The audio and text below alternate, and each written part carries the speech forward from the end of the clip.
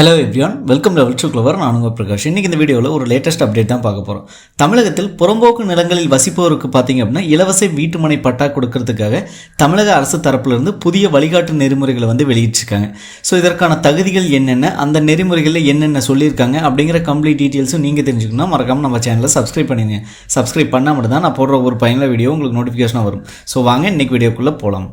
Friends, தமிழகத்தில் பார்த்தீங்க அப்படின்னா சென்னையை சுற்றியுள்ள பெல்ட் ஏரியா மற்றும் பிற மாவட்டங்களில் புறம்போக்கு நிலங்களில் வசிப்போருக்கு பட்டா பெறக்கூடிய ஒரு புதிய வழிகாட்டு நெறிமுறைகளை தமிழக அரசு வெளியிட்டிருக்காங்க. ஸோ இதுலேயும் பார்த்தீங்க அப்படின்னா சென்னையை தவிர்த்து, அதாவது சென்னையில் நீங்கள் 10 வருஷமாக புறம்போக்கு நிலங்களில் குடியிருக்கீங்க அப்படின்னா உங்களுக்கு பட்டா வழங்கப்படும். அதுபோக சென்னையை தவிர்த்து பிற மாவட்டங்களில் நீங்கள் குடியிருக்கீங்க அப்படிங்கிற பட்சத்தில் 5 ஆண்டுகள் நீங்கள் குடியிருந்தீங்க அப்படின்னாலே உங்களுக்கு பட்டா கிடைக்கும் அப்படின்னு சொல்கிறாங்க. ஸோ அதை பற்றி மேலும் என்ன சொல்லியிருக்காங்க அப்படின்னு தெரிஞ்சுக்கலாம். சென்னை, செங்கல்பட்டு, காஞ்சிபுரம், திருவள்ளூர் மாவட்டங்களில் 32 கிலோமீட்டர் சுற்றளவில் பெல்ட் ஏரியா பகுதிகளில் புறம்போக்கு நிலத்தில் வசிப்பவர்களுக்கு பட்டா வழங்கப்படும் அப்படின்னு சொல்லியிருக்காங்க. இதில் சென்னையை சுற்றியுள்ள 532 கிராமங்களைச் சேர்ந்த 29,187 குடும்பங்களுக்கு பட்டா வழங்கப்படும் அப்படின்னு சொல்கிறாங்க. அதாவது சென்னையை சுற்றியுள்ள 532 கிராமம், அதாவது சென்னையை சுற்றியுள்ள அந்த 532 கிராமத்துலையும் பார்த்தீங்கன்னா மொத்தம் 29,187 குடும்பங்கள் இருக்காங்க. ஸோ அவங்க எல்லாமே பார்த்தீங்க அப்படின்னா புறம்போக்கு நிலத்தில் வசிக்கக்கூடியவங்க. அவங்க எல்லாருமே 10 வருஷத்துக்கு மேலே இருக்கிறவங்க அந்த இடத்துல. ஸோ அவங்களுக்கெல்லாம் பார்த்தீங்க அப்படின்னா பட்டா வழங்கப்படும் அப்படின்னு சொல்கிறாங்க. அதுபோக தமிழகத்தில் பிற மாவட்டங்களில் ஆட்சேபணையற்ற புறம்போக்கு நிலத்தில் வசிக்கிறாங்க அப்படிங்கிற பட்சத்தில் அவங்க ஒரு 57,084 குடும்பங்கள் இருக்காங்க. அவங்களுக்கும் பார்த்தீங்க அப்படின்னா பட்டா வழங்கப்படும் அப்படின்னு சொல்லியிருக்காங்க. ஸோ இது லேட்டஸ்ட்டாக பார்த்தீங்க அப்படின்னா பிப்ரவரியிலேயே முதலமைச்சர் திரு மு.க. ஸ்டாலின் அவர்கள் இந்த செய்தியை வெளியிட்டிருந்தார். ஸோ இதற்கான வழிகாட்டு நெறிமுறைகளை பார்த்தீங்க அப்படின்னா இப்போது சென்னையில் அடுத்த பல்லாவரத்தில் சமீபத்தில் ஒரு கூட்டம் நடந்தது. அந்த கூட்டத்தில் பார்த்தீங்க அப்படின்னா வருவாய்த்துறை செயலாளர் அமுதா பிறப்பிச்சிருக்காங்க. இதில் என்னென்ன சொல்கிறாங்கன்னா, ஆட்சேபணையற்ற புறம்போக்கு நிலங்களில் வீடு கட்டி 10 ஆண்டுகளாக வசிப்போர் தகுதி பெறுவார் அப்படின்னு சொல்கிறாங்க.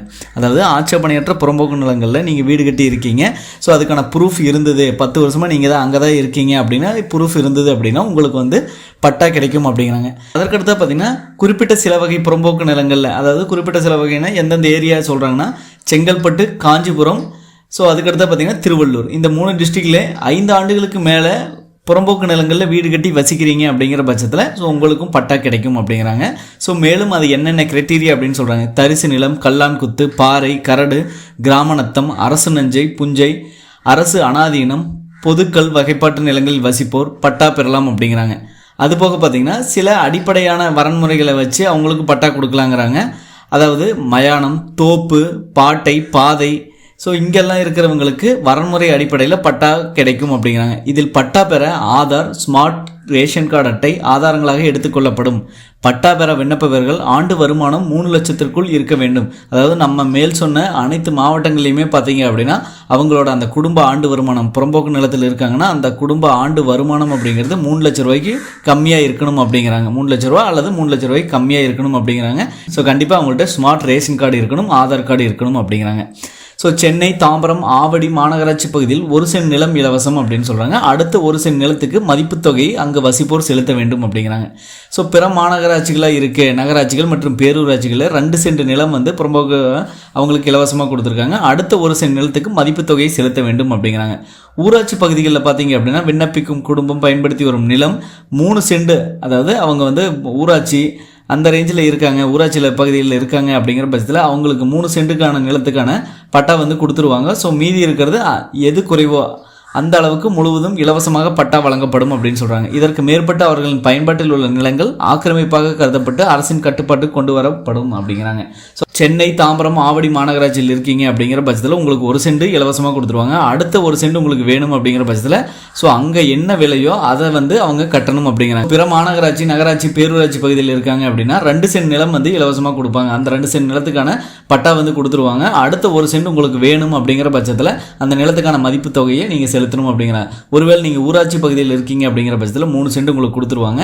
ஸோ அந்த 3 சென்டில் எது குறைவோ அந்த அளவுக்கு முழுவதும் உங்களுக்கு இலவசமாக பட்டா கொடுக்கப்படும் அப்படின்னு சொல்கிறாங்க. ஸோ இதில் ஆண்டு வருமானம் ஆல்ரெடி சொன்ன மாதிரி தான் 3 லட்சம் ரூபாய்க்கு மேலுள்ள குடும்பங்களுக்கும் இலவச நிலம் கிடையாது அப்படிங்கிறாங்க. அவர்கள் வசிக்கும் பகுதி அடங்கிய உள்ளாட்சி நிலைக்கு ஏற்ப 2 சென்ட் அல்லது 3 சென்ட் நிலத்துக்கு பணம் செலுத்தி பட்டா பெறலாம் அப்படிங்கிறாங்க. ஸோ இந்த பட்டா பெறத்துக்கான அனைத்து டீட்டெயிலும் பார்த்திங்க அப்படின்னா நம்ம இப்போ சொல்லலாம். நிலத்துக்கான மதிப்பு தொகை பதிவுத்துறையின் வழிகாட்டி மதிப்பு மற்றும் 2022 பிறப்பிக்கப்பட்ட வருவாய்த்துறை உத்தரவு அடிப்படையில் நிர்ணயிக்கப்படும் அப்படிங்கிறாங்க. ஸோ நீங்கள் வந்து உங்களுக்கு 1 சென்ட் கொடுக்குறாங்க, அதுக்கான பட்டா வந்து ரெடியாக இருக்குது அப்படிங்கிற பட்சத்தில் அதாவது இன்னொரு சென்ட் உங்களுக்கு வேணும் அப்படிங்கிற பட்சத்தில் அதுக்கான வழிகாட்டு நெறிமுறைகள்லாம் கொடுத்துருக்காங்க. ஸோ அந்த வழிகாட்டி மதிப்பு இருக்குது. ஸோ அது tnreginet.gov.in அப்படிங்கிற அந்த வெப்சைட்டுக்கு போனீங்க அப்படின்னா நீங்கள் எந்த சரௌண்டிங்கோ அந்த சரௌண்டிங்கோட நேமு அதெல்லாம் கொடுத்தீங்க, ஏரியாவெல்லாம் கொடுத்தீங்க அப்படிங்கிற பட்சத்தில் அந்த ஏரியாவுக்கு உண்டான வழிகாட்டி மதிப்பு வந்துடும். ஸோ அந்த வழிகாட்டி மதிப்பு அடிப்படையில் நீங்கள் வந்து பே பண்ணணும் அப்படின்னு சொல்கிறாங்க, எக்ஸ்ட்ரா உங்களுக்கு வேணும் அப்படிங்கிற பட்சத்தில். ஸோ இது எல்லாமே இந்த பணிகள்லாம் முடிக்கிறதுக்கு எப்போ அப்படின்னா டிசம்பர் 31 இதெல்லாம் அமல்படுத்தணும் அப்படின்னு சொல்கிறாங்க. இந்த பணிகள் எல்லாமே மேற்கொள்ளப்பட்டு வருவாய்த்துறை மூலமாக அவங்களுக்கு பட்டா வழங்குறது பார்த்திங்க அப்படின்னா அடுத்த 6 மாதம் அப்படின்னாங்க ஃபஸ்ட்டு. இப்போ பார்த்திங்க அப்படின்னா டிசம்பர் 31, 2025 அவங்களுக்கு பட்டா கொடுக்கணும் அப்படின்னு சொல்கிறாங்க. நீர்நிலை உள்ளிட்ட ஆட்சேபனகரமான நிலங்களில் வசிப்போருக்கு பட்டா வழங்கப்படாது அப்படின்னு சொல்லிட்டு இதில் சொல்லிட்டாங்க. ஸோ நம்ம ஆல்ரெடி சொன்ன மாதிரி தான் 3 லட்சம் ரூபாய்க்கு உள்ள குறைவாக அவங்க ஆண்டு வருமானம் இருக்கணும். அது போக பார்த்திங்க அப்படின்னா ஒருவேளை அவங்க சென்னையாக இருந்தது அப்படிங்கிற பட்சத்தில் அந்த புறம்போக்கு நிலத்தில் 10 ஆண்டுகளுக்கு மேலே வசிப்பவராக இருந்திருக்கணும். ஸோ அவங்களுக்கு தான் பட்டா கொடுக்கப்படும். அதாவது சென்னை தவிர்த்து மற்ற மாவட்டங்கள் மற்ற இடங்களில் பார்த்திங்க அப்படின்னா ஒரு 5 ஆண்டுகளுக்கு மேலே வசிப்பவராக இருந்தாங்கன்னா அவங்களுக்கு வந்து பட்டா கொடுக்கப்படும் அப்படின்னு சொல்கிறாங்க. ஸோ இது பார்த்திங்க அப்படின்னா வரக்கூடிய டிசம்பர் 31 இது எல்லாத்துக்குமே பட்டா கிடச்சிரும் அப்படிங்கிறாங்க. டோட்டலாக 86,207 பேருக்கு வந்து பட்டா கொடுக்கப்படும் அப்படின்னு சொல்லியிருக்காங்க.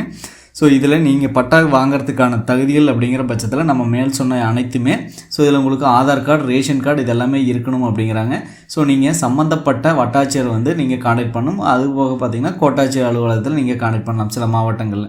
ஸோ இந்த மாதிரி தான் சொல்லியிருக்காங்க. நீங்கள் போயிட்டு ஸோ தாசில்தார் ஆஃபீஸ்லேயே வந்து இதை விண்ணப்பிச்சுக்கலாம் அப்படிங்கிறாங்க. அங்கே போய்ட்டு விண்ணப்பிச்சிங்க அப்படிங்கிற பட்சத்தில் உங்களுக்கு டிசம்பர் 31 ஸோ அது கரெக்டாக இருந்தது அப்படிங்கிற பட்சத்தில் கலெக்டரேட்லேருந்து வந்து பார்ப்பாங்க. ஸோ உங்கள் நிலம் நீங்கள் எவ்வளோ வருஷமாக இருந்தீங்க, ஸோ அது அரசு புறம்போக்கு நிலம் தானா, ஸோ ஆட்சேபனையற்ற புறம்போக்கு அப்படின்னு பார்த்துட்டு ஸோ நீங்கள் வந்து மற்ற மாவட்டங்கள் அப்படின்னா 5 வருஷம், அதுவே சென்னை அப்படின்னா நீங்கள் 10 வருஷம் இருந்திருக்கீங்களா அப்படின்னு எல்லா வெரிஃபிகேஷனும் பண்ணிவிட்டு உங்களுக்கு வந்து பட்டா ரிலீஸ் பண்ணிடுவாங்க. சரிங்களா? ஸோ கண்டிப்பாக இந்த வீடியோ உங்களுக்கு ஒரு உதவிகரமாக இருக்குன்னு நினைக்கிறேன். உதவிகரமாக இருந்தால் மற்றவங்களுக்கு ஷேர் பண்ணுங்கள். மற்ற வீடியோ சந்திக்கும் முறை உங்களிடமிருந்து விடைபெறுவது உங்கள் பிரகாஷ். பாய், டேக் கேர்.